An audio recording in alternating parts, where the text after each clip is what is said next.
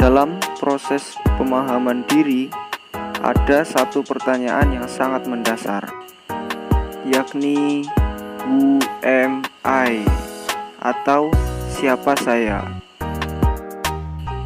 Pertanyaan tersebut sepintas tampaknya sangat sederhana. Akan tetapi, untuk bisa menjawabnya membutuhkan pemikiran yang sangat mendalam.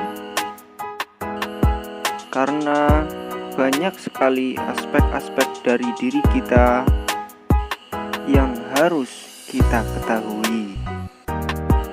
Di antaranya ada aspek fisik, kemudian ada aspek psikologis, dan juga seluruh kekurangan dan kelebihan yang ada di diri kita.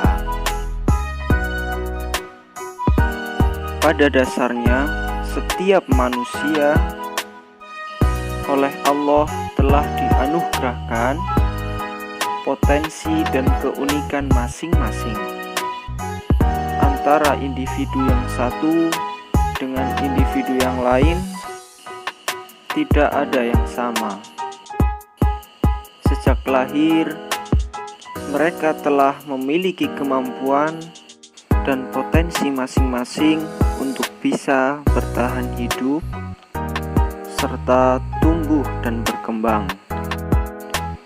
Namun, pada kenyataannya banyak sekali anak-anak dan juga orang dewasa yang tidak mengetahui serta tidak yakin akan kemampuannya sendiri.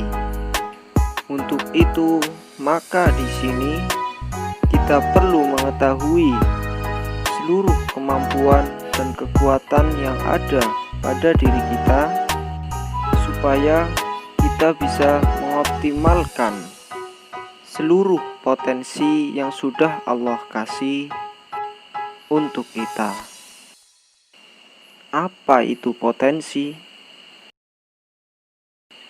Nah, potensi adalah seluruh kemampuan dan kekuatan yang dimiliki oleh setiap orang. Potensi di sini dikategorikan menjadi 3. Yang pertama, potensi psikologis. Potensi psikologis adalah potensi yang berkaitan dengan kemampuan dari yang bersifat kejiwaan. Jadi di sini, kemampuan psikologis itu sifatnya tidak nampak oleh mata. Contoh dari potensi psikologis adalah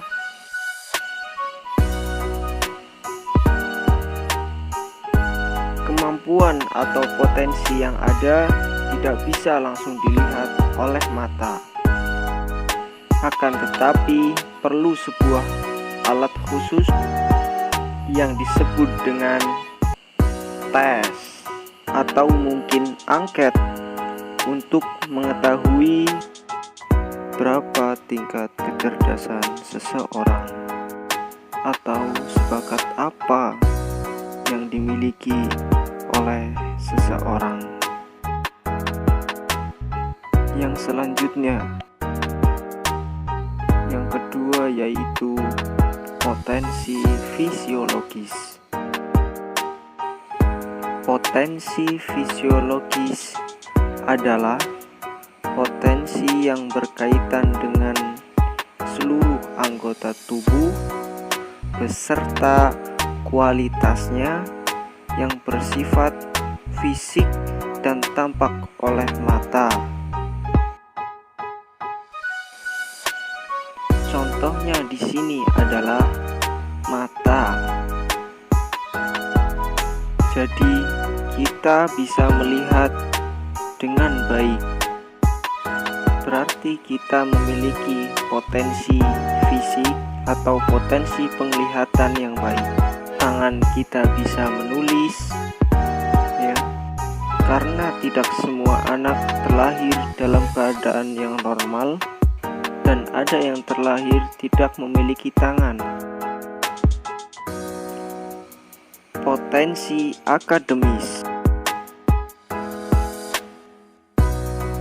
Potensi akademis adalah potensi yang berkaitan dengan penguasaan ilmu pengetahuan atau mata pelajaran.